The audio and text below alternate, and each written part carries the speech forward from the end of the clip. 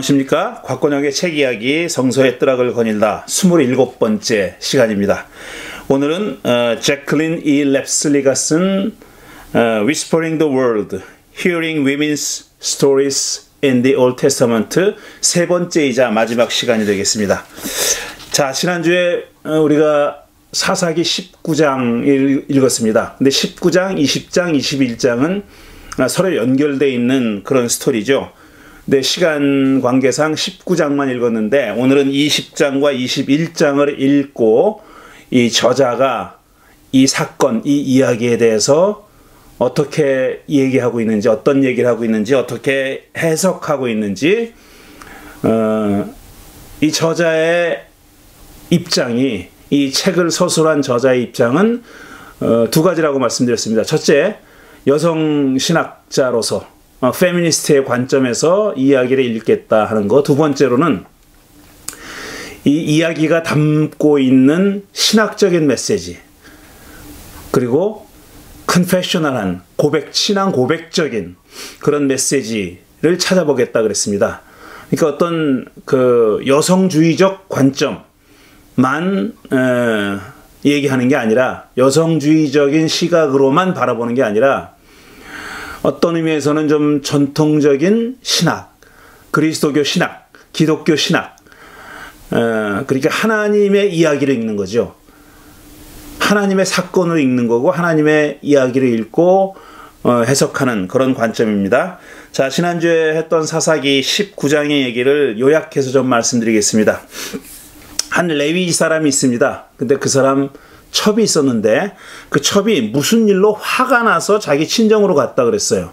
우리가 가지고 있는, 우리가 읽었던 표준 세번역 성서는 무슨 일로 화가 난 그 여자는 그를 떠나 이렇게 되어 있는데, 히브리 원문을 가급적 글자 그대로 번역을 한 영어 성경에 따르면 she fornicate 혹은 she played harlot against him 그랬어요. 그러니까 불륜을 저지른 겁니다. 그 여자가 불륜을 저지르고 자기 남편에 대해서 불륜을 저지르고 그를 떠났다 이렇게 돼 있어요. 그러니까 화가 난 그 여자는 그를 떠나라고 하면은 뭐 어떤 남자가 혹은 그 집안에 누군가가, 아니면 어떤 일이 생겨서 화가 나서 여자가 친정으로 갔다고 생각하기 쉬운데, 원문과 영어 성경은 그보다는 이 책임이 이 여자에 있는 것처럼 그렇게 표현되어 있다 이겁니다. 그녀가 불륜을 저질러서 집을 떠났다, 친정으로 갔다 이렇게 되어 있어요. 그런데 그 남편은 그 여자의 마음을 달래서 데려오려고 친정집으로 떠났다 그랬어요. 근데 이거하고는 맞는 거죠. 그러니까 우리말 번역이 왜 화가 난 그 여자는 그를 떠나 이렇게 번역했느냐 하면은, 왜냐하면 남자가 달래려고 갔으니까 뭐 자기한테 책임이 있다고 여겼다는 거죠. 자기가 잘못했기 때문에 그 첩이 자기를 떠났다고 여긴 것처럼 보이죠. 그런데 이 저자는, 이 랩슬리는 여자의 마음을 달래서 데려오려고 라고 한 그 대목에 주목했습니다. 왜냐하면 그 원어가 이렇게 돼 있어요. To speak kindly unto her, 혹은 to speak to her heart 그랬어요. 그러니까 그녀의 마음에다 대고, 그녀의 심장에 대고 말하려고, 그녀의 심장에 대고 직역을 하자면 그녀의 심장에 대고 말해서 그녀를 데리고 오려고 길을 떠났다, 이런 식으로 번역할 수 있는 거예요. 그러니까 화가 났고 남자는 달래려고 이제 그 장인 집으로 처가로 간 겁니다. 우리말 성경에 따르면 그렇게 돼 있어요. 어쨌든 데리러 갔습니다. 그랬더니 장인이 이제 자기 딸을 데리러 온 사위를 계속 붙잡은 겁니다. 하루 더 자게, 하루 더 있고 가게, 더 자고 가게, 하루만 더 머물게, 이렇게 몇 번 잡았어요. 그러니까 이 사위도 못 이기는 척하면서 계속 머무른 겁니다. 며칠 더 머무르는 거예요. 그런데 이 저자가 지적하는 것은 이 과정에서, 그러니까 장인하고 그러니까 일단 이 레위 사람이 처가에 온 이후로 이 여자는 그냥 무대에 등장하지 않아요. 누구 얘기만 펼쳐지냐 하면은 이 레위 사람하고 그의 장인 사이에만 계속 왔다 갔다 하는 거예요, 이야기가. 더 머물게, 그럼 못 이기는 척하고 더 먹고 몸을 하루 더 자고 뭐 이런 과정이 반복되는데, 정작 이 남자가 데리고 가려고 왔던 이 여자는 첩은 등장하지 않는다는 거죠.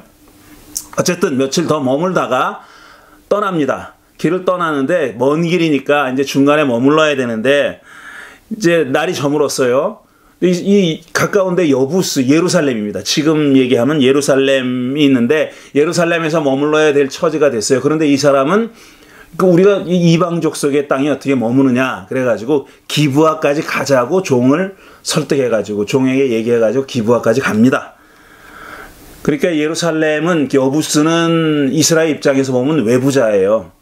그리고 여부스는 자기네 동족의 땅이에요. 그러니까 외부자와 내부자의 어떤 구분이 여기에 정확하게 서 있는 거죠.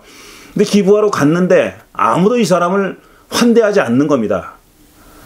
하룻밤 우리 집에서 머물다 가시오라고 말하는 사람이 없는 거예요. 그래서 이제 말하자면 장터에 이렇게 갈 곳을 정하지 못하고 있는데 어떤 노인이 왔다는 거죠. 노인이 와가지고 자기네 집에 가서 자자 그랬어요.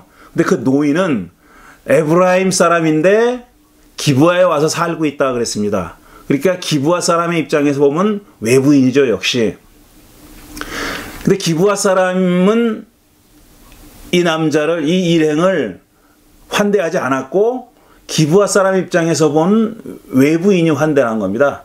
외부인이자 사실 이 레위 사람의 동양인이기도 하죠. 그래서 어쨌든 그 기브아 사람의 환대를 받지 못하고 에브라임 출신 노인의 환대를 받아서 그 집에 머물고 있는데, 그날 밤에 이제 그 기브아에 불량한 사람들이, 깡패들이 와가지고 여자를 내놓으라고 막 얘기하는 겁니다. 그래서 이 노인이 달래죠. 이 첩과 자기 딸을 주겠다 얘기하니까 막 내놓으라 그러니까 그 레위 사람이 자기 첩을 내줘요. 이게 참 이해하기 힘든 건데 어쨌든 자기 첩을 내줍니다. 그러니까 그 불량한 사람들이 이 여자를 밤새도록 윤간을 하죠. 성폭력을 행했습니다. 밤새 이 성폭력을 윤간을 당한 여자는 날이 밝을 즈음에 그 자기 남편이 머물고 있는 그 노인의 집 앞에 왔어요. 그 앞에 쓰러졌어요. 문 앞에 쓰러져서 아침이 밝아올 때까지 거기 있었고 두 팔로 문지방을 잡고 문간에 쓰러져 있었다 그랬습니다. 그러니까 문지방이라는 게 이제 집 안으로 들어가기 위해서 넘어야 할 거잖아요. 그러니까 굉장히 상징적인 의미가 있는 거죠. 그 안전과 안락이 보장된 그 노인의 집 문턱을 넘어서지 못하고, 문지방을 넘어서지 못하고 그 앞에 쓰러져 있었다는 겁니다. 근데 아침에 남자가 이제 문을 열어보니까 자기 첩이 거기 쓰러져 있는 거예요. 그러니까 죽었는지 살았는지 몰랐던 모양이에요. 일어나서 가자 하고 얘기합니다. 하지만 여자는 이미 죽어서 대답을 할 수가 없었죠. 그래서 이 사람은 이제 이 자기 첩의 시신을 자기 집까지 가져가서 칼로 이 첩의 주검을 12도망을 내가지고 온 이스라엘 온 지역에 보냈다는 얘기입니다. 이게 지난주에 읽었던 19장까지의 이야기입니다. 오늘 읽는 20장과 21장은 그에 이어지는, 이 이야기에 이어지는 스토리인데, 이게 또 굉장히 얘기할 거리가 풍부한 그런 얘기입니다. 이번에도 마찬가지로 지난주처럼 한 절 한 절 읽어가면서 단락을 끊어서 설명을 부과하는 방식으로 진행하도록 하겠습니다. 그런데 이 사사기 20장은 굉장히 길어요. 48절까지 있거든요. 그러니까 좀 중복되거나 불필요한, 이야기를 전개하는데 불필요한 지점은 좀 뛰어넘어가면서 읽겠습니다. 자, 그럼 1절부터 시작하겠습니다. 그리하여 북쪽의 단에서부터 남쪽의 브엘세바에 이르기까지 또 동쪽의 길르앗 땅에서도 모든 이스라엘 자손이 쏟아져 나와서 온 회중이 한꺼번에 미스바에서 주 앞에 모였다 그랬어요. 미스바의 주 앞에 모였다. 이제 첩의 시신을 12도망을 내가지고 각 지파에 보냈잖아요. 그러니까 그 놀라운 정말 참혹한 일을 보고 사람들이 모여드는 겁니다. 3절 베냐민 자손은 모든 이스라엘 자손이 미스바에 올라왔다는 소식을 들었다. 그때 이스라엘 자손이 그 레위 사람에게 물었다. 이런 수치스러운 일이 어떻게 일어났는지 말하여 보시오. 자, 베냐민 자손은 그러니까 기브아 사람이 베냐민에 속해 있는 베냐민 땅에 있는 한 지역이거든요. 그러니까 기브아 주민은 일종의 기브아 주민보다 더 넓은 범위의 사람이 베냐민 사람인 겁니다. 그러니까 베냐민 사람이 지금 특별히 특정해가지고 얘기하고 있죠. 이 자들이 베냐민 사람들이 이제 사건의 발단이 되는 겁니다. 4절 그러자 죽은 여자의 남편인 그 레위 사람이 대답하였다. 그날 밤에 기브아 사람들이 몰려와서 나를 해치려고 내가 묵고 있던 집을 둘러쌌습니다. 나를 해치려고 그래요. 이게 단수인 나를 썼어요. 지금 얘기의 초점이 나에 있는 겁니다. 자기한테 있는 겁니다. 그들은 나를 죽이려 하였으나 나 대신에 내 첩을 폭행하여 그가 죽었습니다. 내가 나의 첩의 죽음을 토막내어 이스라엘이 유산으로 받은 모든 지역으로 보낸 것은 그들이 이스라엘에서 이처럼 음란하고 수치스러운 일을 하였기 때문입니다. 여러분은 모두 이스라엘 자손이 아닙니까? 이제 여러분의 생각과 대책을 내놓으십시오. 그랬어요. 그러니까 이 레위 사람이 한 행동은 뭐냐면은 그 기브아의 못된 사람들이 한 짓을 온 이스라엘 사람들에게 알려서 그들을 어떻게 처리할까 하는 것을 결정하도록 하기 위해서 그런 행동을 한 겁니다. 그런데 자기가 기브아에서 겪었던 일을 서술하는 게 지금 4절 이하예요. 나를 해치려고 내가 묵고 있는 집에 왔습니다. 나를 죽이려 하였으나 나 대신에 내 첩을 폭행하여 그를 죽였습니다. 자, 이 이야기를 그러니까 설화자가 이 이야기를 전개하는 사람이 이야기를 지금 얘기하고 있는 사람이 보통 너레이터 혹은 화자라고 부르는 사람이 어떻게 서술하고 있는지를 잘 보라는 겁니다. 이 랩슬리가 그렇게 얘기했잖아요. 이 사사기 19장에서 20장, 21장을 읽을 때는 화자의 관점에 주목해서 읽겠다 그랬어요. 저자가 그렇게 얘기했으니까 여러분도 제가 읽을 때 그 점을 좀 염두에 두고 생각해 보시기 바랍니다. 자, 여기까지 보면은 방금 말씀드렸지만 나를 해치려고 나를 죽이려고 그렇게 얘기하는데 정말 그랬을까요? 아니죠. 자, 이 사람을 내놓으라는 얘기는 없었잖아요. 이 사람을 내달라는 얘기는 없었고 좀 찾아서 읽어보겠습니다. 그 대목을요. 노인의 집에 들어온 그 남자를 끌어내셔. 우리가 그 사람하고 관계를 좀 해야겠어. 그랬으니까 자기를 해치려고 한 거는 맞죠. 이 남자를 내놓으라 그랬으니까요. 이게 그러니까 창세기 19장에 나오는 소돔성의 이야기와 매우 비슷한 겁니다. 롯을 찾아온 두 천사를 내놓으라고 소돔성 남자들이 몰려와가지고 뭐 야단법석을 했잖아요. 그렇지만 이 화자는 뭐 어떻게 서술하냐면 이 사람만 지금 중심에 놓고 자기만 중심에 놓고 설명하고 있다고 화자가 얘기하는 거예요. 이 레위 사람이 이스라엘 온 지파 사람들한테 그 사건을 설명할 때 자기만 중심에 놓고 있다는 겁니다. 그래서 자신이 잠재적 피해자였음을 강조하고 있는 거예요. 그 사실이죠. 사실은 사실이지만 피해를 당하진 않았지만 물론 자기 첩을 내줌으로써 피해를 당하진 않았지만 자기만이 잠재적인 피해자였다고 강조하고 있고 정말 이 레위 사람이 self-centeredness라고 하는 것, 그야말로 자기중심적인 그런 입장에서 그 사건을 설명하고 있다고 화자가 얘기하고 있는 겁니다. 그러니까 화자가 이 랩슬리가 보기에는 화자가 간접적으로 이 레위 사람을 이제 비판하고 있다라고 보는 겁니다. 그 다음에 두 번째로 첩을 내준 사람은 누구냐? 첩을 내준 사람은 누구냐 하면은 19장 25절에 보면 분명히 이렇게 돼 있어요. 그래서 그 레위 사람은 자기 첩을 밖으로 내보내어 그 남자들에게 주었다 그랬어요. 사실 그 노인이 첩을 내줄 그런 입장은 아니죠. 자기 와이프가 아니니까, 자기 부인이 아니고 자기 첩이 아니니까 당신 첩을 내보내시오 이렇게 말은 못 하잖아요. 그러니까 첩을 내준 사람은 이 레위 사람이에요. 근데 나 대신에 내 척을 폭행하여 그가 죽었습니다. 그러니까 자기가 내주지 않은 것처럼, 그러니까 내준 책임이 자기가 없는 것처럼 이렇게 얘기하고 있죠. 자기가 살려고 자기 첩을 내줬는데 그런 사실을 지금 감추고 있다는 겁니다. 설화자가 그렇게 이 레위 남자가 말했다고 서술하고 있는 거죠. 그 다음에 좀 더 읽어보겠습니다. 그러자 8절, 그러자 모든 사람이 한꺼번에 일어나서 외쳤다. 우리 가운데서 한 사람도 자기 장막으로 가서는 안 된다.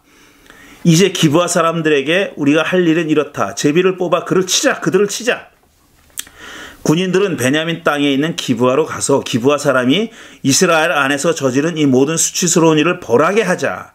이리하여 모든 이스라엘 사람이 하나같이 뭉쳐서 그 성읍을 치려고 하였다. 그랬어요. 결정을 한 겁니다. 이스라엘 모든 사람이 모였다고는 하지만 어떻게 모든 사람이 여기 모이겠습니까? 어떤 대표자들이 모였거나 아니면 과장하고 있는 거죠. 마치 모든 이스라엘이 일치단결해서 한 마음으로 이런 그 대책을 세웠고 이렇게 실행했다고 표현하고 싶은 거죠. 12절, 이스라엘 지파들이 베냐민 온 지파에게 사람을 보내어 이렇게 말을 전하였다. 너희 가운데 이런 악한 일이 일어나다니 어찌된 일이냐. 그러니까 기브아 사람은 베냐민의 일부니까 베냐민 사람들한테 보낸 겁니다. 니네 중에 일부인 기브아 사람이 이런 짓을 했는데 니들은 뭐하고 있었냐, 이런 뜻이죠. 그러니 너희는 이제 기브아에 있는 그 불량배들을 우리 손에 넘겨서 우리가 그들을 죽여 이스라엘에서 이런 악한 일을 없애게 하여라. 그러니까 지금 책임을 당사자들에게 묻겠다고 얘기한 겁니다. 기브아의 그 불량배들을 우리 손에 넘겨라. 우리가 그들 처형하겠다, 이런 뜻이죠. 그런데 베냐민 사람이 거기 응하지 않은 거죠. 그러나 베냐민 자손은 그들의 친족인 이스라엘 자손의 말을 들으려 하지 않았다. 그러니까 베냐민과 이스라엘 사람은 다 패밀리다. 크게 봐서 패밀리다라는 걸 강조하기 위해서 그들의 친족인 이스라엘 자손의 말을 들으려 하지 않았다. 이렇게 서술하고 있는 겁니다. 14절, 오히려 베냐민 자손은 이스라엘 자손과 싸우러 나가려고 모든 성읍에서 기브아로 모여들었다. 그러니까 이스라엘 사람들의 자기 친족의 말을 듣기는커녕 오히려 대적해서 싸우려고 문제의 발단이 된 기브아에 모여들었다라는 겁니다. 그래서 전쟁을 하기로 결정했다는 얘기가 계속 이어집니다. 그 다음에 자, 여기까지 보면은 이제 이 화자는 이스라엘 사람들이 일치단결해서 한 마음으로 이 기브아의 불량한 자들을 징벌하겠다고 결정했음을 강조합니다. 이렇게 보면 1절에 보면 모든 이스라엘이 모였다 그랬고요. 그 다음에 8절에 보면 한꺼번에라는 말을 쓰고 있어요. 그 다음에 11절에 보면 또 하나같이 뭉쳐서라는 말을 쓰고 있는 거 보니까 지금 이 설화자는 이스라엘 사람들이 일치단결해서 베냐민 사람들, 특히 그 기브아의 불량한 사람들을 징벌하겠다고 결정했다라는 사실을 강조하고 있는 겁니다. 그런데 베냐민 지파가 이걸 거절해요. 그러니까 베냐민 지파가 일종의 연대 책임을 지고 있는 거예요. 자기들 중에 일부인 기브아 사람들이 한 짓이지만 베냐민 사람들이 그 기브아의 불량배들을 내주지 않기로 결정했으니까 그건 뭐냐면은 베냐민 지파 단위에서 이 일을 대처하겠다, 이 사건에 대처하겠다라는 뜻이고, 그렇게 거부하는데 이건 제 생각인데요. 베냐민 지파에서 나중에 사울 왕이 태어납니다. 사울 왕이 베냐민 사람이에요. 그러니까 이제 구약 성서의 어떤 사무엘, 역대기, 열왕기 이런 데 보면은 다윗을 높이고 사울을 깎아내리려는 경향이 있습니다. 사울이 위대한 왕이고, 다윗이 위대한 왕이고 사울은 자기 잘못 때문에 그 왕좌에서 쫓겨날 수밖에 없었다라는 것을 강조하려는, 명시적으로 아니면 은근히 강조하려는 그런 이야기들도 있고 그런 서술들이 있어요. 이 베냐민 지파가 이렇게 온 이스라엘 여타 다른 지파의 결정을 따르지 않았다고 얘기함으로써 사실 사울이 속해 있던 베냐민 지파를 깎아내리려고 하는, 비판하려고 하는 그런 경향이 반영된 게 아닌가 저는 그렇게 생각해 봤습니다. 자, 이렇게 전쟁을 하기로 했잖아요. 그래서 18절 이스라엘 자손이 일어나 베델로 올라가서 하나님께 여쭈었다. 자, 이제 전쟁이 나가기 전에 신에게 전쟁을 해도 좋겠느냐고 물어보는 것은 고대 중동의 여러 문화권에서 공통적으로 있었던 그런 일입니다. 왕이 자기가 섬기는 신에게 나가서 물어보는 거예요. 전쟁을 해도 좋습니까? 우리가 나가면 이기겠습니까? 라고 물어봅니다. 그러면은 그 신을 대리하는 보통은 제사장이거나 이런 사람들이 답을 주죠. 보통 그 메소포타미아 지역에서는 어떤 그 징조를 살피는 전문가들이 있습니다. 대부분 제사장인데 뭐 짐승의 배를 갈라서 무슨 그 내 장기의 주름을 본다든가 뭐 이런 방식으로 아니면 별을 본다든가 이런 방식으로 해가지고 신의 뜻을 해석해서 주죠. 이번에 전쟁에 나가면 이깁니다. 안 됩니다. 나가지 마십시오. 신이 원치 않습니다.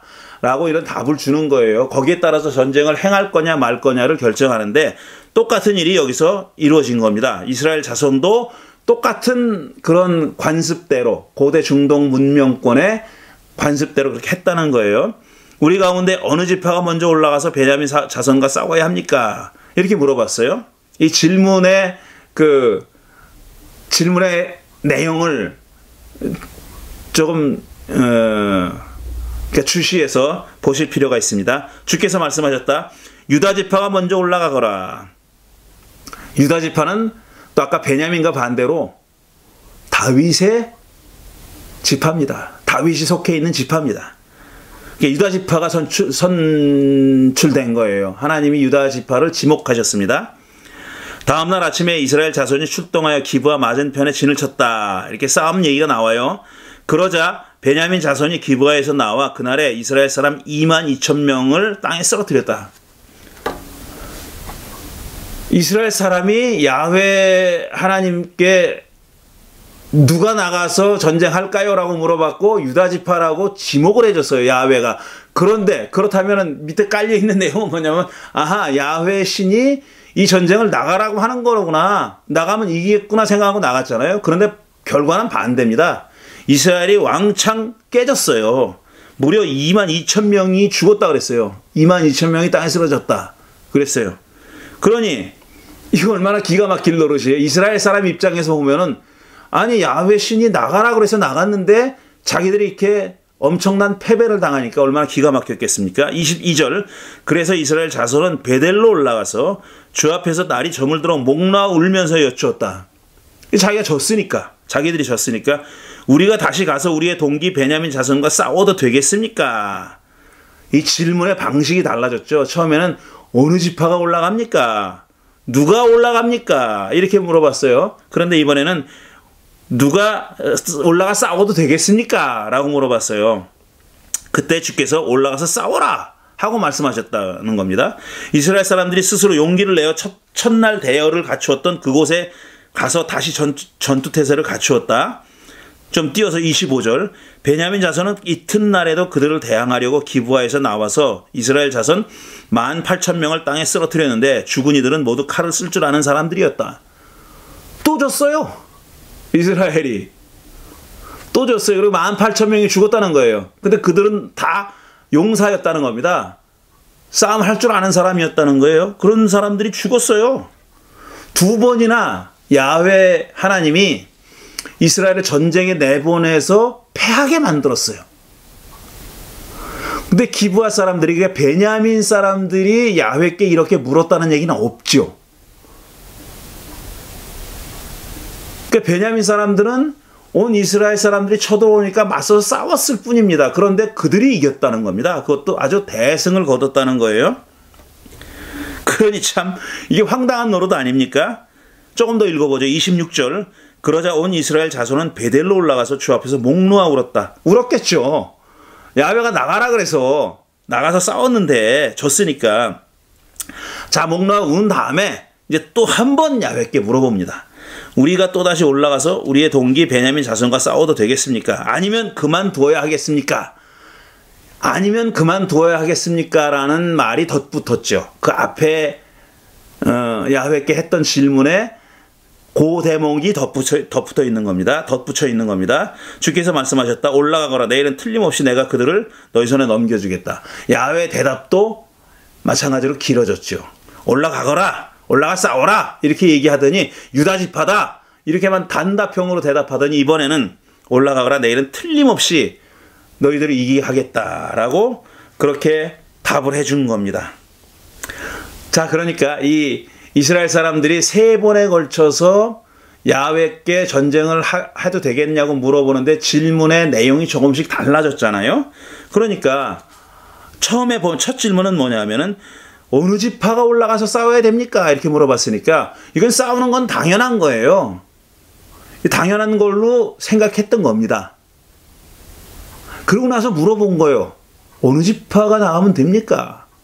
싸우는 건 당연한 거고 야훼께서 자기들과 당연히 함께 해줄 것이라고 믿어 의심치 않으며 다만 질문 내용은 뭐냐면 우리 중에 어떤 지파가 올라가면 되겠습니까? 다 올라갈 것도 없고 지파 하나만 골라서 내보낼 작정을 했던 겁니다. 그래서 그렇게 물은 거죠. 그런데 나중에 갈수록 이제 질문이 좀 더 뭐라 그럴까 공손해지면서 동시에 자세가 낮아지는 거죠. 질문하는 사람들의 자세가 낮아지는 거죠. 이 희한한 얘기를 야훼가 나가서 싸우라 그래놓고 계속 패배하는 희한한 얘기를 이 후대 해석자들이 유대교 특히 유대교 랍비들이 이걸 해석하기가 곤란하잖아요. 근데 유대교 랍비는 사실상 이 벌어졌던 사건의 결과를 하나님에게 야훼에게 유리한 쪽으로 야훼가 이유가 있었을 거다. 야훼가 뜻이 있었을 거다. 계획이 있었을 거다. 생각이 있어서 그렇게 했겠지라는 쪽으로 해석하는 경향이 강합니다. 그러니까 함부로 이렇게 비판적으로 해석하는 경우가 별로 없어요. 그게 랍비적인 이 성서 해석이에요. 성서 해석 방법이에요. 그런데 그에 반해서 계몽주의 시대 이후로 이 성서학, 구약 성서학을 하는 사람들, 그게 소위 역사 비평학적인 접근을 구약 성서에 대해서 해온 이후의 세대들은, 이후의 세대의 구약 성서 연구자들은 그렇게 하진 않습니다. 그러니까 말 그대로 상당히 그 비판적으로 연구하는 거예요. 이렇게 하나님의 입장에 서서 하나님을 편들려고 하는 해석보다는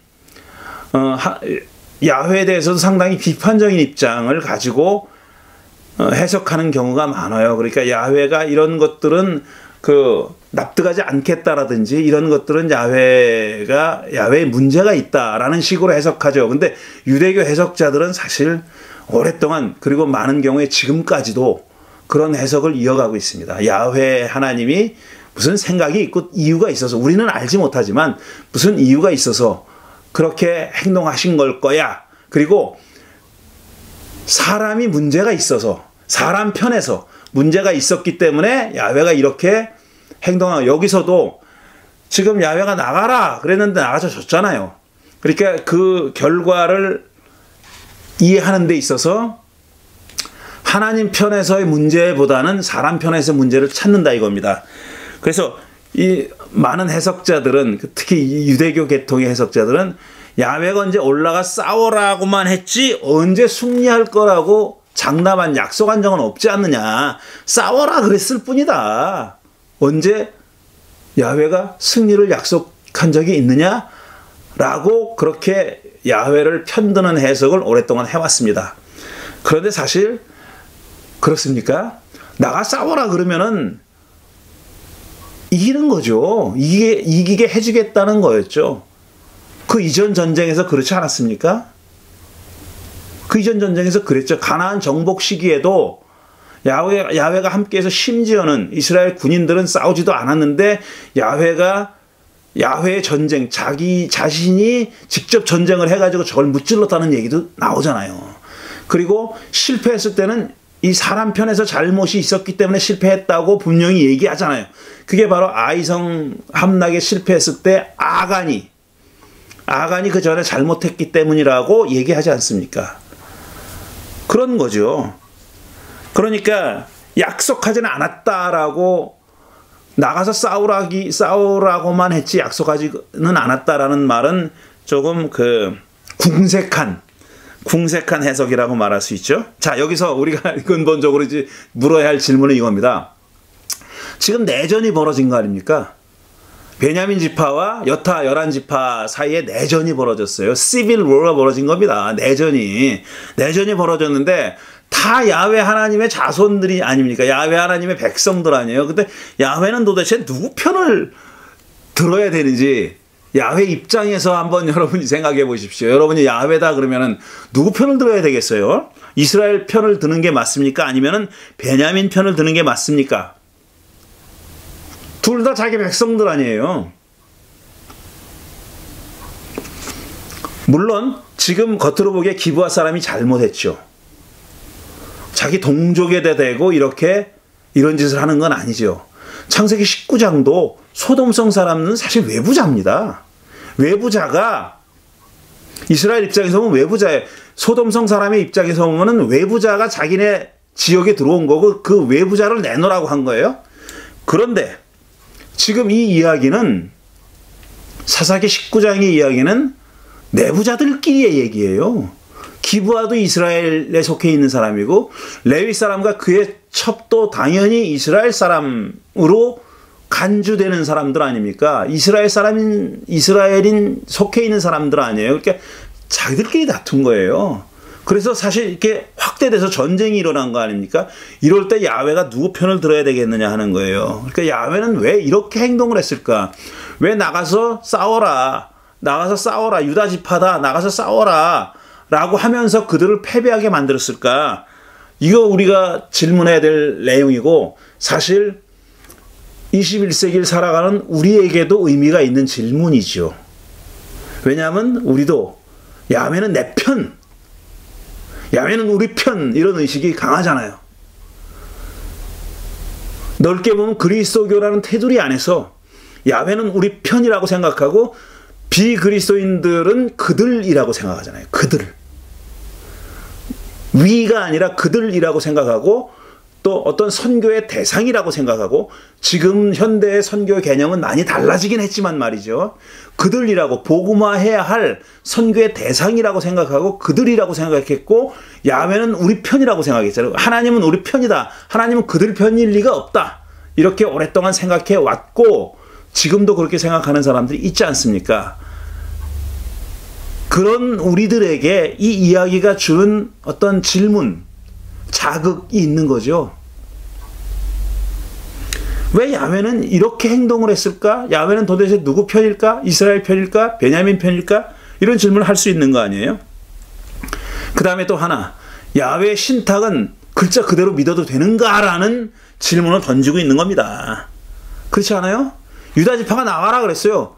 근데 유다 지파가 나갔잖아요. 야훼 말대로 했지 않습니까? 야훼가 유다 지파가 나가라 그랬는데 뭐 다른 지파가 나간 게 아니잖아요. 유다 지파가 나갔습니다. 그런데 졌어요. 싸워라! 올라가서 싸워라 그래서 싸웠어요. 근데 졌어요. 이건 야훼 신탁을 야훼 하나님의 말씀을 그렇게 메시지를 글자 그대로 믿어도 되는가라는 질문에 봉착하는 거죠. 지금 이 유다 지파가 나가라거나 올라가서 싸워라 라고 한 말이 어떤 중개자들을 통해서 전해졌다고 말하지 않잖아요. 직접 들은 것처럼 돼 있잖아요. 지금 야훼 하나님이 이스라엘 사람들의 고막을 때리는 방식으로 당신의 뜻을 전했다라는 식으로 적혀 있지 않습니까? 자, 그런데도 불구하고 지금 결과는 자기들이 기대했던 것과 반대로 나왔어요. 그렇다면은 우리는 야훼 신탁을 그대로 믿어도 되는가? 어디까지 믿어도 되는가? 라는 질문에 봉착하고 있는 거죠. 이 얘기는 나중에 좀 더 할 기회가 있습니다. 자, 35절. 주께서 이스라엘 앞에서 베냐민을 치셨으므로 그날 이스라엘 자손이 칼을 쓸 줄 아는 베냐민 사람 2만 5천 명을 모두 쳐 죽였다. 드디어 이겼습니다. 베냐민 사람 2만 5천 명을 모두 쳐 죽였다 그랬어요. 그제서야 베냐민 자손은 자기들이 패한 것을 알았다 그랬습니다. 그러고 나서 이제 쭉 설명을 하는데 이스라엘 사람들이 어떻게 해서 이겼느냐 하는 얘기를 해요. 그냥 무작정 이긴 게 아니에요. 자기들 나름의 전술 전략을 사용했어요. 매복을 했다가 습격을 하는 식으로 한 겁니다. 그거를 좀 뛰어넘겠습니다. 그 얘기는 42절로 갑니다. 그러니까 그들은 베냐민 사람들이에요. 그들은 이스라엘 사람들 앞에서 물러나 광야길로 방향을 돌렸으나 지금 패해가지고 방향을 돌렸다는 거예요. 퇴로가 막혔다. 그들은 이스라엘 주력부대와 성읍을 치고 나온 부대 사이에 끼어 협살당하고 말았다. 마지막 48절 이스라엘 사람들은 다시 베냐민 자손에게로 돌아와서 그 성읍에서 사람이나 가축할 것 없이 닥치는 대로 모두 칼로 쳐서 죽였다. 그들은 그 일대의 성읍도 모두 불살랐다. 이렇게 전쟁 이야기가 마감됩니다. 이 마지막 대목을 보면은 자 야훼 하나님이 이제 약속도 해줬어요. 올라가거나 내일은 틀림없이 내가 그들을 너희 손에 넘겨주겠다 그랬어요. 이길 거로 승리의 약속도 함께 줬습니다. 약속을 받았어요. 그런데 두 번이나 아마 야훼에게 속아서 그랬는지 이스라엘 사람들이 세 번째로 전쟁을 했을 때는 자기 인간적인 어떤 그 전략을 세웁니다. 그게 뭐냐면 매복하는 거예요. 양쪽에서 공격하는 방식을 썼어요. 그러니까 이들은 야훼가 승리를 약속했다 할지라도 자기들의 할 수 있는 최대한의 인간적인 수단을 동원했던 겁니다. 그러니까 야훼 약속에도 불구하고 인간적인 대책 혹은 계략을 세워서 준비해서 나갔다는 거죠. 이게 사실 그 이전에 몇 번 등장하는 야훼 거룩한 전쟁, 야훼 전쟁이랑은 다른 겁니다. 이건 사람들이 계략이고 뭐고 일단 싸우지도 않아도 야훼 하나님 직접 적들을 다 몰살시키는 게 야훼 전쟁이거든요. 그거랑 전혀 다른 그런 방식입니다. 야훼가 나가 싸우지도 않았거니와 그 다음에 승리의 약속을 했지만 그럼에도 불구하고 이스라엘 백성들은 나름의 전략과 계략을 세워가지고 전투에 대비했다라는 거죠. 자, 이게 이제 이스라엘 사람들과 베냐민 지파와의 전쟁이 기록되어 있는 20장입니다. 여기서 얘기가 끝나지 않습니다. 21장에 또 계속 이야기가 진행되는데 그 얘기도 같이 읽어볼게요. 21장 1절부터 이스라엘 사람들은 이미 미스바에서 우리 가운데서는 아무도 딸을 베냐민 사람과 결혼시키지 않도록 하자 하고 맹세한 일이 있었다. 자, 이건 앞에서 서술하지 않고 미스바에 모였을 때 전쟁을 할 거를 결정했을 때 그런 맹세가 이미 이루어졌다고 후술하는 겁니다. 나중에 서술하는 거예요. 왜냐? 이 전제가 앞으로 전개될 이야기에서 매우 중요한 의미를 갖기 때문에 그렇습니다. 자, 전쟁을 해서 이겨도 아무도 자기들의 딸을 베냐민 사람들과 결혼시키지 않도록 결정을 내렸다는 겁니다. 맹세를 했다는 거죠. 이게 이제 문제의 발단이 되는 거예요. 이스라엘 백성은 베델에 이르러 거기에서 저녁이 되도록 하나님 앞에 앉아 소리를 높여 크게 통곡하였다. 자, 이겼는데 통곡했어요. 이 사람들은. 이긴 다음이잖아요. 근데 통곡했다 그랬어요. 왜 통곡을 했냐면 그 다음에 그들은 울부짖었다. 주 이스라엘 하나님 어찌하여 이런 일이 이스라엘에서 일어났습니까? 오늘 한 지파가 끝내 이스라엘에서 없어지고 말았습니다. 자기가 베냐민 사람들은 다 죽였어요. 몰살했다 그랬잖아요. 그죠? 닥치는 대로 사람 가축할 것 없이 다 죽였다 그랬고 그 일대의 성읍도 모두 불살랐다 그랬잖아요. 그러니까 이거는 여호수아서에 나오는 헤렘 비슷한 겁니다.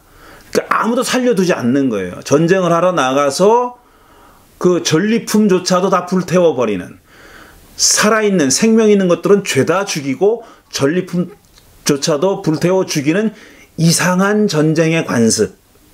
그게 헤렘이거든요. 몰살한다는 거예요. 사실은 그게 뭐냐면 야훼께서 전쟁을 한 거니까 모든 재물을 야훼께 바친다는 그런 의미가 있는 거거든요. 그런데 이스라엘 내에서 이런 일이 벌어진 적은 없어요. 이스라엘이 다른 종족과 싸울 때 이런 일을 간혹 했다고 구약성서가 전하고 있지만 이스라엘 내적으로, 그러니까 내전의 상태에서 이런 일을 하진 않았습니다.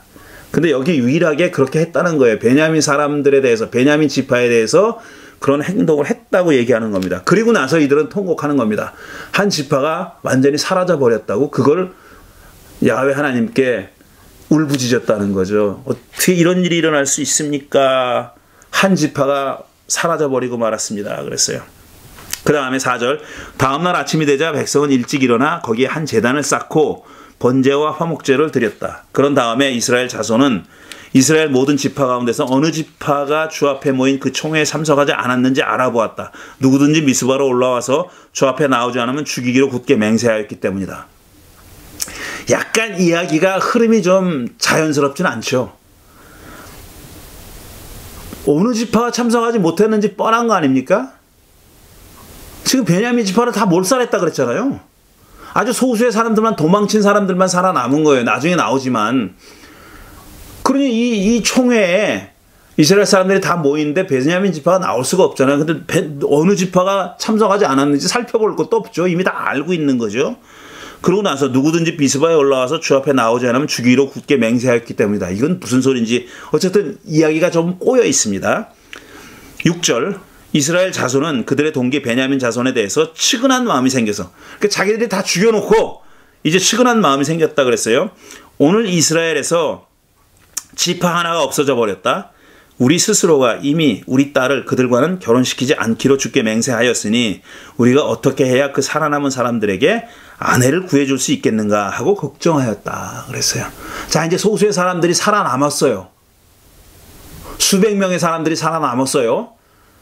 근데 그들이 자손을 유지하려면, 그 종족을 유지하려면, 그 지파를 유지하려면 부인을 얻어가지고 후손을 보게 해야 될 텐데 그런 방법이 없다는 겁니다. 지금 다 죽여버렸으니까 그런 방법이 없다는 거예요. 그러니까 이 사람들이 모여서 지금 그걸 의논하는 겁니다.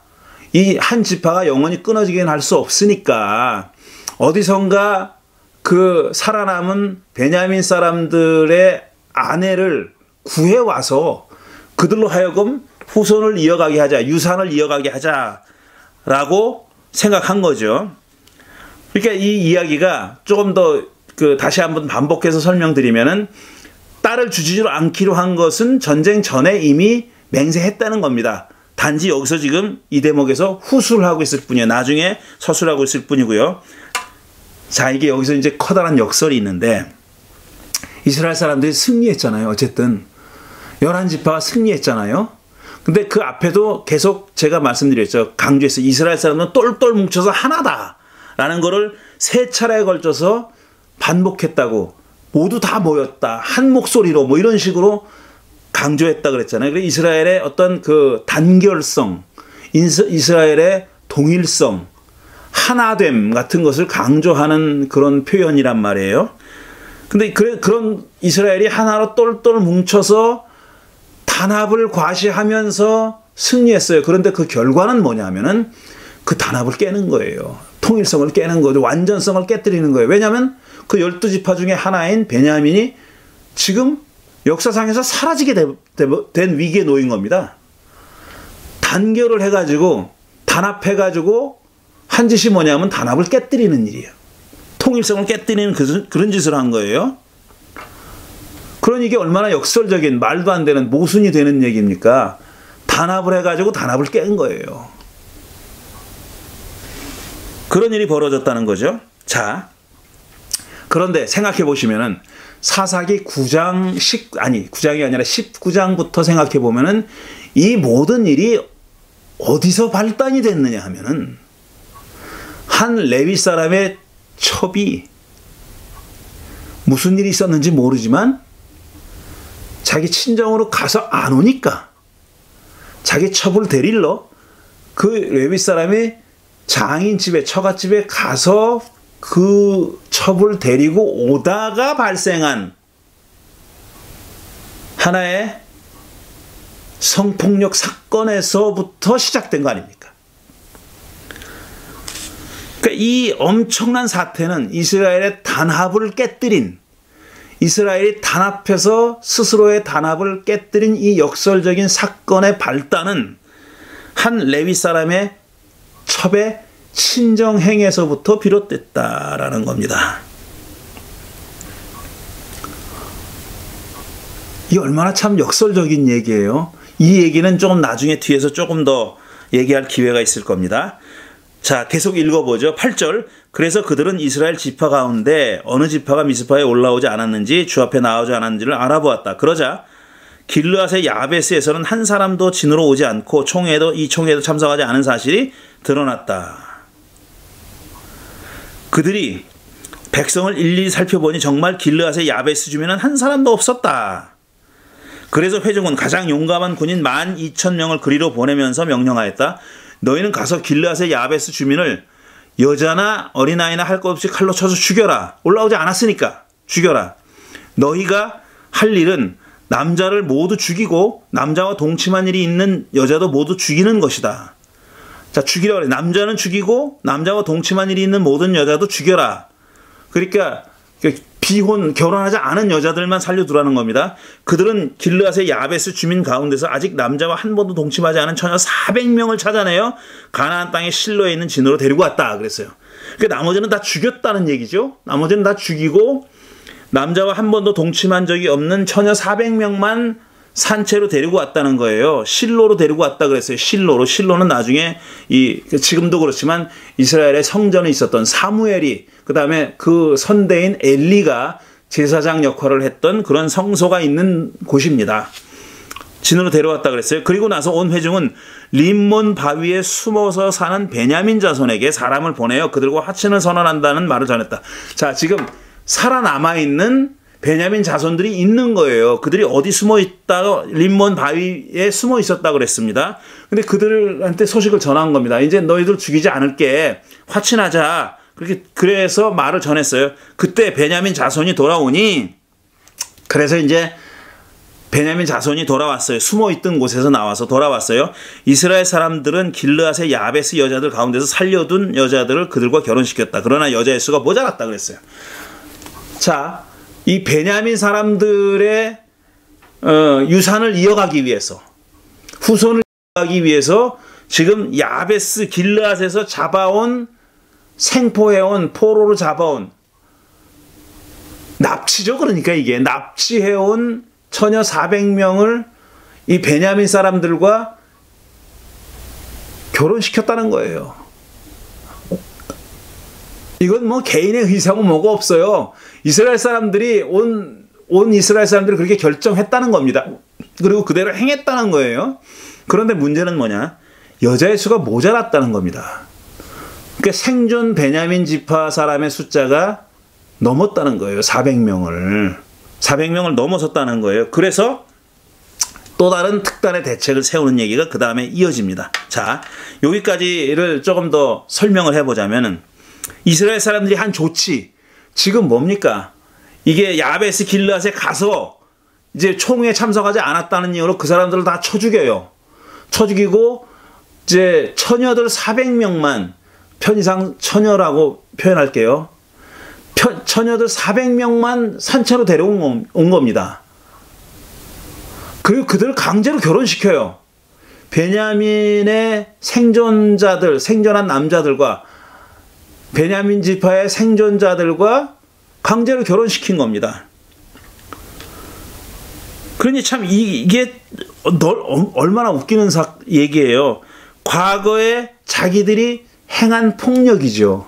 야베스 길르앗 사람들을 죽인 것도 그랬고요. 그 다음에 베냐민 사람들을 몰살시킨 것도 마찬가지입니다. 과거에 자신들이 행했던 폭력의 결과를 지금 어떻게든지 컴펜세이트 하려고, 그러니까 그걸 교정하려고, 그걸 보상하려고, 그 폭력의 결과가 아주 비참한 결과, 굉장히 엄중한 결과가 빚어졌지 않습니까? 그것을 보상하기 위해서 또 어리석은 조치를 한 겁니다.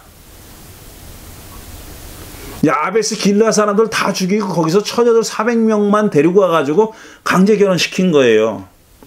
그런데 여기까지도 나중에도 그렇지만 맨 마지막 절에 화자가 야훼에 대한 이런 일들에 대한 야훼의 어떤 그 이밸류에이션, 평가에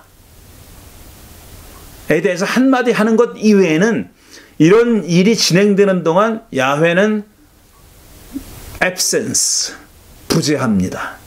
야훼가 아무런 말도 없고 아무런 행동도 하지 않아요. 그렇게 하지 말라든가 전쟁에서의 경우처럼 나가서 싸우라든가 뭐 그런 말도 없고 그 어떤 약속도 없고 총에 나오지 않았다는 이유로 길르앗 야베스 사람을 다 몰살시켰을 때도 가만히 있었고 거기 처녀들만 400명 살려왔을 때도 야훼 하나님은 아무런 액션이 없고 그들을 살아남은 베냐민 남자들과 결혼시켰을 때도 노 액션입니다. 야훼는 아무 액션도 하지 않아요. 그런데 여자의 숫자가 모자랐다는 거죠.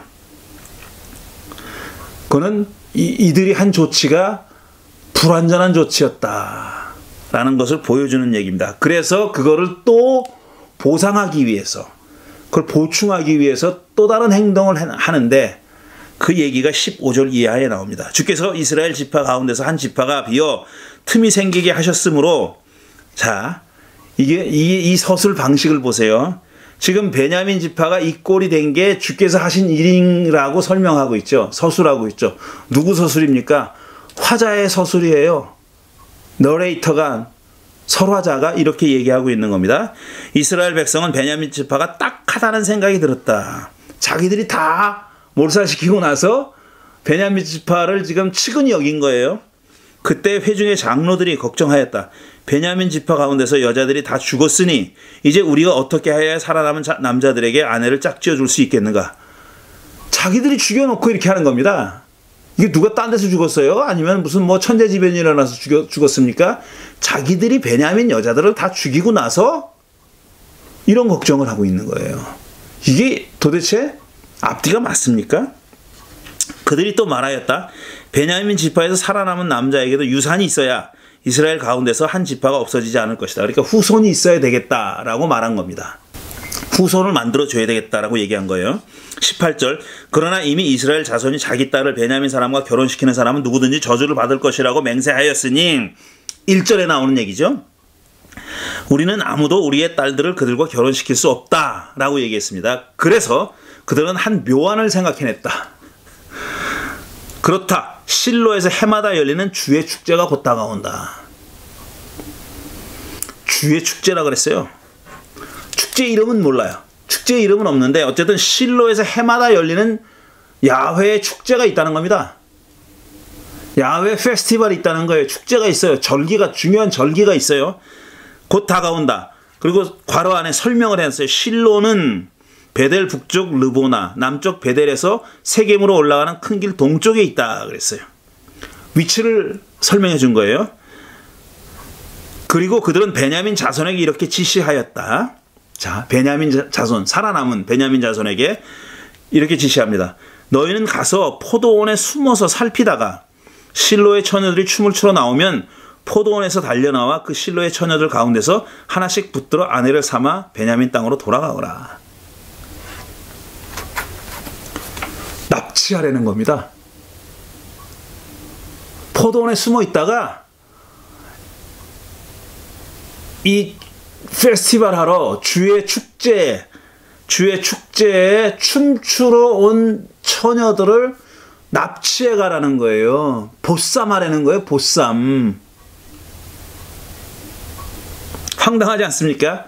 마저 읽겠습니다. 22절 그들의 아버지들이나 오라버니들이 우리에게 와서 시비를 걸면 이런 또 그 이후에 벌어질 후속 사태에 대한 대비까지 해놨어요. 자, 납치당한 여자들의 가족이 와서 자기들한테 시비를 걸면 우리가 그들에게 이렇게 얘기하겠다는 겁니다. 너희들을 대신해서 우리가 이렇게 얘기하겠다 이 소리예요. 전쟁에서 여자를 잡아다가 아내로 삼듯 여자들을 빼앗아 온 것이 아니니 딸들을 그들의 아내로 삼도록 지시하여 주시오. 이게 뭐가 다릅니까? 전쟁에서 여자들 삼아다가 아내로 삼는 거랑 이렇게 첩으로 삼는 거랑 뭐가 다르냐는 거예요. 저는 그렇게 제 눈에는 그렇게 보여요. 그런데 그게 아니라는 겁니다. 그거랑 다르지 않느냐 하는 거죠. 그러니까 그냥 내버려 두라고. 베냐민 사람들이 당신들의 딸을 납치해서 자기들의 아내로 삼아도 그대로 내버려 두라고. 또 당신들이 딸들을 그들에게 준 것이 아니니 당신들이 맹세한 것을 스스로 깨뜨린 것도 아니요. 참 가소롭지 않습니까? 이미 맹세를 했는데 너희들이 자의로 준 게 아니니까 맹세를 깬 것도 아니다. 납치당한 거지. 니들이 준 게 아니지 않느냐. 이렇게 아주 그 궁색한 변명까지 만들어줍니다. 만들어줘요. 하고 답변해 주겠다. 그들이 와서 따지면 이렇게 답변해 주겠다고 베냐민 남자들 편을 든 거예요. 그러니 마음대로 가서 납치하라고. 그렇게 얘기한 거죠. 그래서 베냐민 자손은 그 지시대로 하였다. 그들은 춤추는 여자들 가운데서 자신들의 수요만큼 여자들을 붙들어 아내로 삼고 자기들이 유산으로 얻은 땅으로 돌아가서 성읍들을 재건하고 거기에서 살았다. 그때서야 이스라엘 자손도 그곳을 떠나 각자 자기 지파와 자기 가족에게로 돌아갔다. 일이 다 끝났어요. 이스라엘 자손들도 그러니까 자기 지파 자기 땅으로 돌아갔다는 거예요. 곧 각자가 그곳에서 떠나 자기가 유산으로 얻은 땅으로 돌아간 것이다. 25절. 그때는 이스라엘에 왕이 없었으므로 사람들은 저마다 자기의 뜻에 맞는 대로 하였다. 이게 사사기 전체 21장이 마지막 장이니까 사사기 전체의 결론이자 이 19, 20, 21장에서 벌어진 사건의 결론적인 멘트입니다. 결론적인 말이에요.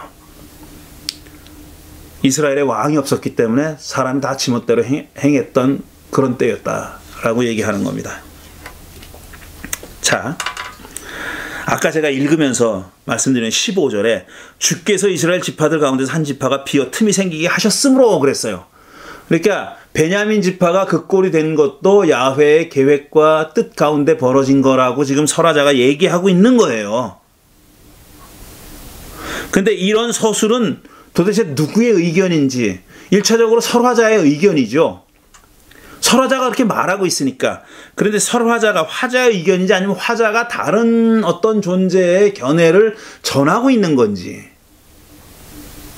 그러니까 야훼의 입장인지 이스라엘 백성들의 입장인지 아니면 설화자의 입장인지 이게 불분명합니다. 분명하지 않아요. 이 모든 일이 틈이 생긴 것이 베냐민 지파 사람들이 이렇게 거의 전멸할 지경까지 이르렀던 것이 야훼 입장인지 화자의 입장인지 이스라엘 백성의 입장인지가 이것만 가지고 분명하지 않은데, 이 책의 저자 제클린 랩슬리는 이렇게 설명합니다. 요 말 앞에 우리말로는 번역이 안 돼 있는데 히브리어 접속사 키라는 접속사가 있어요. 그건 because, 보통 because로 번역하는 거예요. 뭐뭐 때문에, 왜냐하면 이런 건데, 이런 키가 나왔을 때, 키라는 접속사가 나왔을 때는 그 앞에 서술했던 것과 관점이 바뀌었을 때 키라는 접속사를 쓰는 경우가 많다는 겁니다. 그러니까 지금 뭐냐면은 이 저자의 생각입니다. 저자의 해석이에요. 이 말은 그러니까 주께서 이스라엘 지파들 가운데 한 지파가 비어 틈이 생기게 하셨으므로라는 서술을 했을 때는 그 앞에 것과 퍼스펙티브가 다른 시점이 다른 존재의 견해다 이겁니다. 이게 화자의 서술이에요. 저는 그게 딱 100% 고개가 끄덕여지진 않는데, 저자는 그런 경우가 많이 있고 구약 성서에 많이 있고 여기도 그런 경우다, 이것도 그런 경우다라고 얘기하는 겁니다. 그래서 이 저자는 랩슬리는 여기서는 화자의 생각에서부터 그 전에는 화자의 입장을 가지고 화자가 자기의 입장으로 서술했는데 여기서는 백성들의 입장으로 바뀌었다라고 얘기하는 거예요. 그러니까 틈을 비게 한 것은 백성들이 그렇게 생각했다는 겁니다. 대단한 건 아닌 것 같은데, 왜냐하면 이런 평가가 일종의 평가잖아요. 이스라엘 백성들이, 베냐민 사람들이 이렇게 망해서 틈이 생긴 것이 야훼가 하신 일이 아니라 백성들이 그렇게 생각했다는 거예요. 이 랩슬리는 그렇게 생각하는 겁니다. 자, 이건 큰 문제는 아니고 그 다음에 더 우리가 따져봐야 할 문제가 많이 나오니까 좀 진도를 나가볼게요. 자, 아까 앞에도 조금 말씀드렸듯이 폭력은 다른 폭력을 낳습니다. 게다가 이 이야기에서 보듯이 작은 폭력에서 시작돼서 아주 엄청나게 큰 내전까지 이르렀잖아요. 그러니까 시작은 미약했지만 마지막은 창대하게 된 거예요. 전혀 반대 의미지만요. 그게 악이 시작은 미약하였지만, 폭력이 시작은 미약하였지만 엄청나게 큰 폭력으로 발전해 나갔다라는 겁니다. 그러니 생각을 해보십시오. 지금 이 실로에 와서 야훼의 축제에 춤추기 위해서 축제에 나온 그 이스라엘 처녀들의 입장에서 생각해 보자고요. 이 사람들은 자기들이 섬기는 신, 야훼 하나님의 정해진 축제에 와서, 그래서 실로라는 성소에 와서 생츄어리가 있는 일종의 어떤 성전은 아니지만 성소가 있는, 그리고 언약궤도 거기 있었으니까요. 거기 와가지고 지금 기쁘게 야훼를 송축하는 그런 축제를 벌이고 있는 거예요. 그거 하려고 실로에 이 처녀들이 몰려든 겁니다. 그런데 일각에서는, 그러니까 전 이스라엘이 공모한 것처럼 돼 있잖아요. 이스라엘의 남자들은 한 지파의 명맥이 끊어지는 걸 막기 위해서 그렇게 춤추러 야훼 하나님을 송축하기 위해서 온 이스라엘 처녀들을 납치하라 그런 겁니다. 강제로 납치해서 아내로 삼기로 결정한 거예요. 그리고 그걸 실행한 겁니다. 그런데 누가 그걸 결정했느냐 하면 이스라엘의 장로들이 했다고 그랬어요. 이스라엘의 대표자들이 한 겁니다. 대표자들이. 그들이 이런 결정을 했다는 겁니다.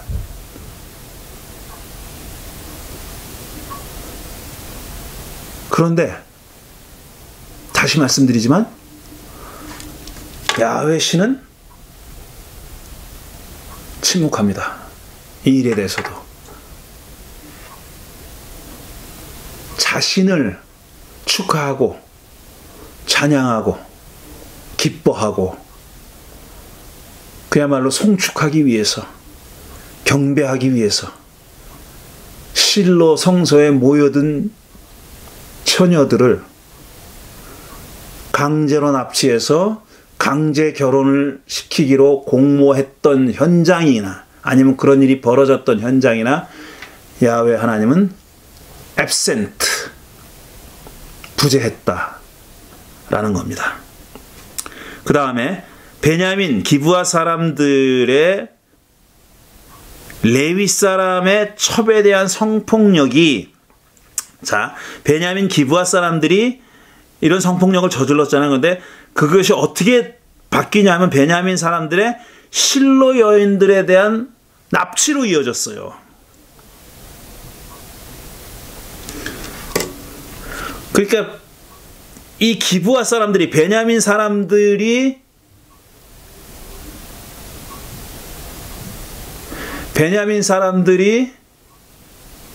기브아에 와서 에브라임 노인의 집에 머물고 있던 남자를 내놓으라 그랬고, 이에 대응하는 남자는 자기가 나가지 않고 첩을 내보내서 그녀가 밤새 윤간당해서 살해당합니다. 그런데 똑같은 그 베냐민 사람들이 이번에는 실로 여인들을 납치했어요. 윤간하고 성폭력하진 않았지만 이거는 범죄를 저지른 거죠. 납치했으니까. 그런데 이때 사용된 말이, 사용된 히브리어가 영어로 하면 seized. 이게 폭력적으로 붙잡다는 거잖아요. 그 다음에 plunder, 약탈하다는 얘기잖아요. rob은 그 강도질하다는 그런 뜻이죠. 그 다음에 stolen, 이런 단어가 쓰이고 있습니다. 이런 의미를 가지고 있는 단어가 지금 이 실로 여인들을 납치했다는 서술할 때도 사용되고 있어요. 그러니까 이거는 기브아 사람들이 레위 사람의 첩에 대해서 행한 행동과 유사한 행동을 하는 거고, 이런 식으로 서술했다는 것은 그 앞에 일어난 사건을 리마인드 해주는 역할을 하고 있다라는 겁니다. 이게 둘이 성격이 다른 사건이 아니라 같은 성격을 가지고 있는 사건이 확대돼서 벌어진 겁니다. 규모가 확대돼서 벌어진 거예요. 레위 사람의 첩을 윤관한 거나 지금 실로에 춤추러 온 이스라엘 여인들을 납치한 거나 성격상 똑같다라는 얘기를 하고 있는 거죠.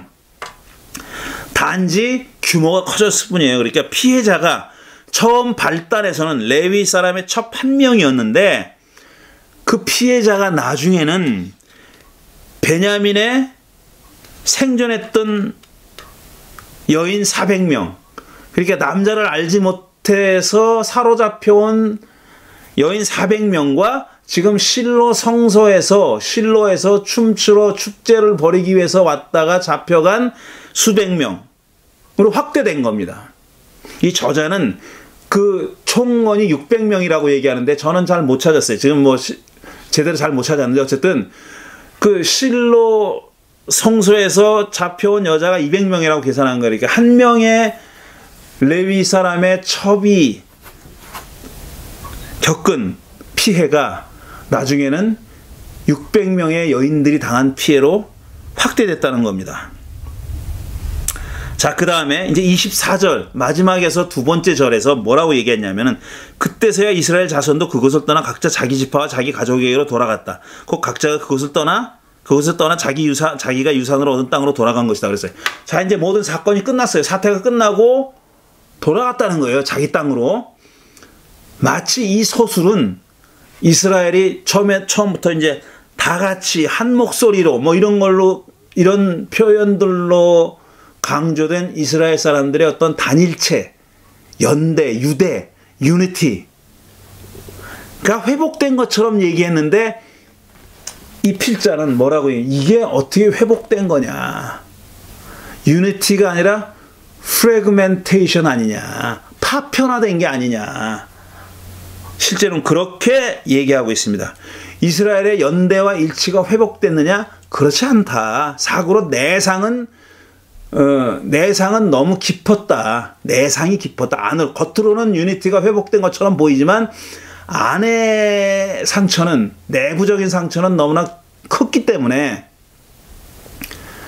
한 지파를 거의 멸절시키다시피 했고, 그걸 또 보상하기 위해서 이 납치와 강제 결혼이라고 하는 극단적인 수단을, 폭력적인 수단을 사용한 게 어떻게 유니티의 회복이라고 얘기할 수 있느냐. 이건 오히려 프래그멘테이션이라고, 파편화라고 얘기해야 맞다라고 얘기한 겁니다. 그 다음에 또 아까 그 15절을 예로 든 거에서 볼 수 있지만 이 벌어진 모든 사태에 대한 책임 소재가 불분명합니다. 누가 이 일을 벌였는지, 누구 때문에 이 일이 일어났는지 하는 것이 불분명해요. 야훼가 나가서 싸우라 그래놓고 치게 만들었어요. 이건 뭐냐 이거죠 또. 그리고 야훼가 꼭 나서서 한 말씀 하셨어야 될 것 같은 곳에서 계속 침묵하고 있어요. 이스라엘 사람들이 소위 장로들이란 자들이 자기들이 결정합니다. 자기들이 결정해가지고 이런 폭력적인 행위를 해요.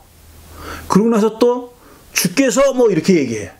그러니까 이 모든 벌어진 사태에 대한 책임 소재가 아주 불분명하고 모호하다는 거. 지금 이 책의 저자는 너레이터가, 화자가 일부러 의도적으로 그걸 모호하게 지금 서술하고 있다라고 보고 있습니다. 그 다음에 자, 이제 오늘날의 우리의 어떤 신앙과도 연결되는 그런 대목인데, 야훼 하나님이 신탁을 내리죠. 당신의 말씀 메시지를 줍니다. 유다 지파가 나가라. 올라가서 싸워라. 그 다음에 싸워라. 이번에는 꼭 같이 하겠다. 이게 다 야훼 하나님이 직접 준 신탁으로 표현되어 있어요. 간접적으로 어떤 그 중재자들을 통해서 준 신탁이 아니라 직접 준 것처럼 되어 있죠. 근데 그 야훼의 신탁과 야훼의 메시지와 그걸 받아들이는 인간의 인식,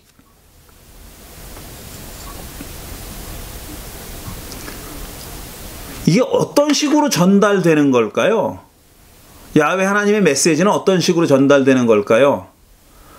이게 보십시오. 처음에는 모세 때는요, 모세와 페이스 투 페이스로 얼굴과 얼굴을 맞대고 대화했다 그랬어요. 그래서 시내산에 올라갔다 내려온 모세 얼굴이 너무 눈부셔서 백성들이 쳐다도 못 봤다. 근데 그걸 뭐 라틴어 성경이 이상하게 번역을 해가지고 그 모세 이마에 뿔이 돋았다 그래가지고 이 뿔 돋은 모세 그 조각이 있는 거 아니에요? 페이스 투 페이스로 얼굴과 얼굴을 맞대고 직접적으로 소통했지만 나중에는 어떻게 돼 있냐면은 그 후로 갈 때는 야훼 하나님이 당신의 메시지를 전할 때 꿈이나 어떤 비전이나 이런 걸 통해서 전하는 경우가 많습니다. 그리고 야훼가 이렇게 말씀했다고 그래요. 말씀했다고. 이거는 모세가 하나님과 만난 방법과는 다른 겁니다. 말씀을 했다는 거예요. 모습은 보이지 않고, 신명기가 중요하죠. 여기서 모습은 보이지 않고 말씀을 했다라고 얘기해요. 그리고 예언자들도 말씀을 들은 겁니다. 야훼 하나님의 어떤 모습을 본 거 아니에요. 이사야 첫 부분에도 이사야가 이제 소명을 받는 이야기에도 야훼 하나님을 본 게 아니에요. 가려져 있는 거예요. 성전에서 야훼 하나님이 수랍들에 의해서, 거룹들에 의해서 가려져 있는 겁니다. 야훼 하나님을 봤다고 못해요. 말씀만 들은 거예요. 목소리만 들은 거라고. 자, 근데 그런 야훼 하나님의 오라클, 신탁 혹은 메시지와 그것을 받아들이는 인간의 리셉션, 수납, 수용, 그리고 그걸 인식하는 어떤 그 인식 능력과 인식의 방법에 대한 질문은 여전히 남아있는 거죠. 그런데 이 맨 마지막 부분에 25절에서 이 화자는 이렇게 얘기하잖아요. 사람들은 저마다 자기의 뜻에 맞는 대로 행했다. 왕이 없어서 그 시대에는 왕이 없어서 사람들이 저마다 자기의 뜻에 맞는 대로 행했다 그랬잖아요. 근데 하나님의 신탁을 받아들이고 인식하는 것도 똑같은 방식이 아니냐 하는 거죠. 똑같은 위험성이 있는 거라는 얘기예요.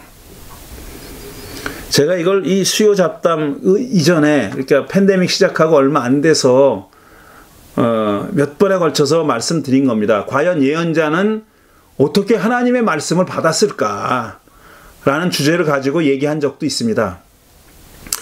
예언자가 정말 자기 귀로, 이 생물학적 귀로 하나님의 말씀을 들었을까? 하나님의 말씀이 하늘에서부터 천둥 울리듯이 울려온 걸까? 어떤 식으로 이게 하나님의 메시지라고, 하나님이 말씀이라고 인식했을까? 그리고 사실 목소리가 들렸다고 해가지고 그게 전부 다 하나님의 말씀, 하나님이 하신 말씀이라는 걸 어떻게 우리가 믿을 수 있는가? 라는 거죠. 고대인들은요, 하나님이 있는 것만큼 가짜 신들도 있고 우상도 있고 뭐 이런 잡신들이 있다고 믿었어요. 근데 그런 잡신들도 자기의 어떤 인간의 입장에서 보면 초능력적인 어떤 힘을 가지고 뭔가를 할 수 있다고 믿었습니다. 근데 어떤 누군가의 음성이 들려왔다고 해서 그 음성이 하나님의 음성이라고 어떻게 확증하냐 이거죠. 어떻게 확신하냐 하는 거죠. 이건 우리들에게 여전히 남아있는 문제고, 지금 여기서도 그런 일이 벌어지고 있는 거 아니냐 하는 거예요. 그러니까 조금 더 한 걸음 나가서 말씀드리면은, 유다 지파가 나가라, 올라가서 싸워라 라는 메시지는 이스라엘 백성들이 듣고 싶어 했던 메시지죠. 이스라엘 사람들이 하나님이 그렇게 말해줬으면 좋겠다 싶었던 메시지 아닙니까? 그들이 지금 전쟁을 하러 모였는데 니들 나가지 마 라는 메시지보다는 나가서 싸워, 이길 거야 라는 메시지를 듣고 싶었을 거 아니에요. 그러니까 자기들의 어떤 desire, 자기들의 욕망, 욕구가 하나님의 메시지를 과연 제대로 듣는 거를 방해하는 경우는 없을까 하는 질문을 해봐야 된다는 겁니다. 지금도 많은 기독교인들이 하나님의 뜻 많이 얘기해요. 아, 그게 하나님의 뜻이다. 뭐 거의 전미사처럼 붙어있는 사람들도 있어요. 하나님의 뜻이다는 말을 그냥 쉽게 해요. 근데 정말 그 사람이 하나님의 뜻이라고 믿지도 않으면서 말하는 경우도 많고, 반신반의하면서 말하는 경우도 많고, 그 다음에 자기가 바라는 것을 하나님의 뜻이라는 그 설탕으로 이렇게 버무리는 경우가 얼마나 많습니까? 자기가 바라는 거예요. 하나님이 그래 줬으면 좋겠는 거죠. 그런데 그걸 아주 대놓고 하나님의 뜻이라고 얘기하는 사람들이 얼마나 많습니까? 그러니 그럴 때 자신 있게 이게 저게 뭐 하나님의 뜻이다라고 말하는 사람보다는 유보적인 태도를 가지고 있는 사람들의 말이 옳을 수도 있습니다. 그게 올바른 신앙의 태도일 수도 있어요.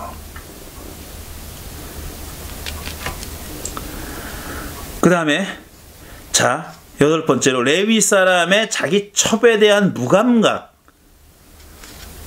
19장 얘기할 때 여러 번 얘기했죠. 자기 처에 대해서 자기 처의 심장에 대고 말해서 데리고 오려고 갔다고 하면서도 한마디 얘기 안 하고 장인하고만 계속 인터랙션 하잖아요. 장인이 붙잡으니까 가서 더 밥 먹고 또 하룻밤 더 자고, 그리고 아무런 커뮤니케이션이 없어요. 집에 머물 때, 장인의 집에 머무는 동안은 아무런 커뮤니케이션이 없고, 그 다음에 자기 첩을 불량한 사람들한테 내주고 나서 그 처가 밤새도록 강간당하고 겨우 기어서 그 집 문 앞에 와서 문지방 앞에 넘어져 있을 때 문을 열고 나와서 이 사람이 했던 첫 마디가 뭡니까? 일어나서 가자 그랬어요. 지금 밤새도록 강간당해가지고 죽어있는데, 사실은 죽어있는 여자한테 일어나서 가자고 할 정도로 무감각해요. 이 무감각은, 그러니까 레위 사람의 첩에 대한 무감각은 이스라엘이라는 공동체 안에 소위 유니티를, 단결성과 통일성을 강조하고 있는 그 이스라엘이라고 하는 공동체 내에 관계의 성격을 보여주는 것이 아닌가. 그 축소판이 아니냐 하는 거죠. 이렇게 무감각한 거 아니냐 하는 거죠. 말로만 우리는 하나다. 우리는 하나의 하나님의 백성이다. 라고 얘기했지, 사실은 서로의 아픔이나 서로의 어떤 것에 대해서, 서로의 감정이나 이런 것에 대해서 이렇게 무감각한 거 아니냐라는 거죠. 그래서 한 여인에 대한 폭력이 이스라엘의 내전으로 확대됐고, 결과적으로 엄청난 상처를 남기고 파편화된 것은 이런 insensitivity, 무감각에서 비롯됐다라는 겁니다. 그런 얘기를 하고 있는 거고요. 그 다음에 이 저자는 또 구약성서에 대표적으로 등장하는 세 개의 강간 사건이 있습니다. 강간 사건, 유명한 세 개의 강간 사건인데, 하나는 창세기 34장에 나오는 디나, 왜 이민족에게 강간당하죠. 그리고 그 사람들이 와가지고 결혼시켜 달라고 얘기하니까 야곱은 이제 망설이는데 그 오빠들이 나서가지고 거짓말하죠. 오냐, 결혼시켜 줄게. 내 동생을 너의 와이프로 줄게, 처로 줄게. 그 대신 너희들이 할례를 받아라. 온 성 사람들이 다 할례를 받아라. 그러니까 할례를 받고 꼼짝도 못하고 있는 사이에 몰살하잖아요. 그게 창세기 34장에 나오는 디나고요. 사사기 19장, 지금 이 얘기고, 그 다음에 사무엘하 13장에 보면은 다윗의 아들이 다말이라고 하는 딸을 또 강간하는 사건이 나오죠. 길게 얘기하지 않겠습니다. 이 강간 사건의 공통점이 뭐냐면은 이 사건이 더 큰 폭력으로 확대된다는 사실입니다. 지금 디나 얘기는 방금 했고요. 그 다음에 그 레위 사람의 첩 얘기도 방금 했고, 그 다음에 사무엘하 13장에 나오는 그 얘기는 이제 결국은 압살롬의 반란으로 이어지고 내전으로 이어져요. 집안 싸움으로 이루어져가지고 내전이 됩니다, 이게. 그러니까 더 큰 폭력으로 확대된 겁니다. 그래서 거기에 대해서 아주 이 저자가 인용하고 있는 두 구절이 있는데, 그 중에 하나를 소개시켜 주겠습니다. 앨리스 키프라는 사람이 뭐라고 얘기했냐면, The bodies of the raped women as signs of the social body as it is disturbed in war. 그랬어요. 그러니까 이 강간당한 여자들의 몸은 그러니까 그 전쟁에 의해서 완전히 파괴된 어떤 소셜 바디, 사회적인 몸의 하나의 사인들이다 이거죠. 그걸 보여주는 징표다라는 겁니다. 그래서 이 이야기들 가운데서 이 세 편의 강간 사건을 다루는 이야기들 가운데서 유일하게 비난받지 않는 존재는 강간당한 여자들입니다. 강간당한 여자들이 비난받지 않아요. 직간접적으로 이 폭력과 강간에 가담한 사람들은 다 비판을 받고 평가를 받습니다. 그런데 유일하게 그런 부정적인 평가를 받지 않는 사람들이 있는데 그들은 강간당한 여인들이죠. 그게 바로 그 이야기를 전하는 화자의 관점이라는 것이 이 랩슬리의 생각입니다. 마지막으로 한 절을 더 인용하고 또 마치겠습니다. 한 그 인용문을 인용하고 마칠 텐데 이 저자가 쓴 거예요. 좀 길지만 우리는 이런 이야기들에서 뭘 읽을 것인가 라는 아주 근본적인 질문을 던지면서 그리고 이 이야기들을 어떤 여성신학적인 관점에만 국한되지 말고 신학적인 이야기로 theological한 이야기로 그 다음에 confessional 신앙 고백적인 이야기로 읽을 때 우리는 이 이야기에서 이 사건에서 어떤 하나님의 목소리를 들을 것인가 라고 얘기했을 때 자, 이 저자는 이렇게 얘기합니다. God is in the narrative details. 그러니까 하나님은 이 이야기에 아주 디테일한 세세한 그런 그 디테일 속에 숨어 있다, 들어 있다라고 얘기하는 거예요. 그 디테일의 예를 드는데 in the silence of the women. 그리고 여자들이 지금 침묵을 지키고 있는 거, 침묵 당하고 있는